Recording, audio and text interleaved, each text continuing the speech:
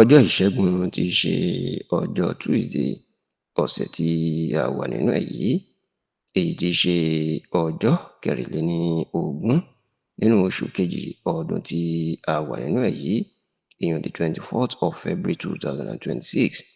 ó ní Ààrẹ Bọ́lá Ahmed Tinubu ìní ó yọ ọ̀gá àgbà ọlọ́pàá Nàìjíríà, ìyẹn the Inspector General of Police, Ọ̀gbẹ́ni Káyọ̀dé Ẹgbẹ́tókun ni ló yọ kúrò nípò, tó sì jẹ́ pé lẹ́sẹ̀kẹsẹ̀ ni ló kéde ọmọ Yorùbá míì, ìyẹn Ọ̀gbẹ́ni Túnjí Dìsù, ọmọ bíbí ìpínlẹ̀ Èkó, tó kéde ẹ̀ gẹ́gẹ́ bí ọ̀gá àgbà ọlọ́pàá tuntun, èyí tí yóò jẹ́ ẹlẹ́kẹtàléníogún, ìyẹn the 23rd Inspector General of Police. Ṣùgbọ́n tó jẹ́ pé àṣírí ìdí tí Tinubu tó fi gba ipò lọ́wọ́ Káyọ̀dé Ẹgbẹ́tókun kí sáà ẹ̀ kó tó pé lọ́dún tó ń bọ̀, ó ti tú síta báyìí o. Ẹ rántí pé lọ́jọ́ kọkàndínlógún oṣù kẹfà ọdún 2023, the 19th of June 2023, ní Ààrẹ Bọ́lá Ahmed Tinubu yan Káyọ̀dé Ẹgbẹ́tókun gẹ́gẹ́ bí ọ̀gá àgbà ọlọ́pàá orílẹ̀-èdè Nàìjíríà, tó sì jẹ́ pé ọdún 2027 ni ló yẹ kí sáà ọdún mẹ́rin ẹ̀ kí ó parí. Ṣùgbọ́n tó jẹ́ pé bó ṣe kù ọdún kan ní Tinubu ti gba iṣẹ́ lọ́wọ́ ẹ̀. Ṣá o, bó tilẹ̀ jẹ́ pé àtẹ̀jáde tí iléeṣẹ́ ààrẹ nípasẹ̀ agbẹnusọ Tinubu, Ọ̀gbẹ́ni Báyọ̀ Ọ̀nànúgà, tán fi síta ní wípé Káyọ̀dé Ẹgbẹ́tókun ni ló kọ̀wé fipò sílẹ̀ fún rẹ̀ láti lọ mójútó ọ̀rọ̀ tó ní ṣe pẹ̀lú ọ̀rọ̀ ìdílé. Ṣùgbọ́n tẹlifíṣàn Yorùbá Tòótọ́ gbọ́ pé ọ̀rọ̀ kò rí bí iléeṣẹ́ ààrẹ ṣe sọ.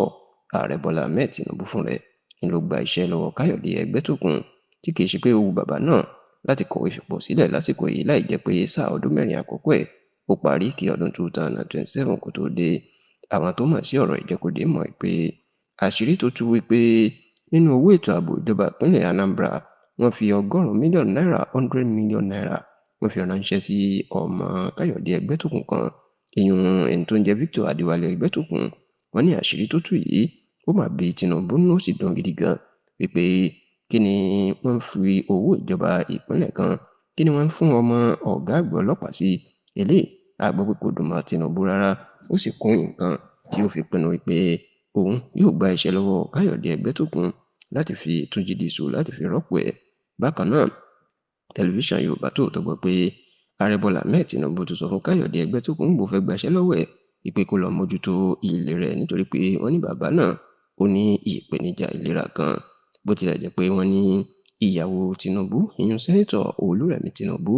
kò fẹ́ kí Tinubu kó lé Káyọ̀dé Ẹgbẹ́tókun, tó fẹ́ kó bá wọn ṣe ètò ìdìbò ọdún tó ń bọ̀. Ṣùgbọ́n ta ni Tinubu yarí, tó sì ní àsìkò ti tó káwọn gba iṣẹ́ lọ́wọ́ Káyọ̀dé Ẹgbẹ́tókun.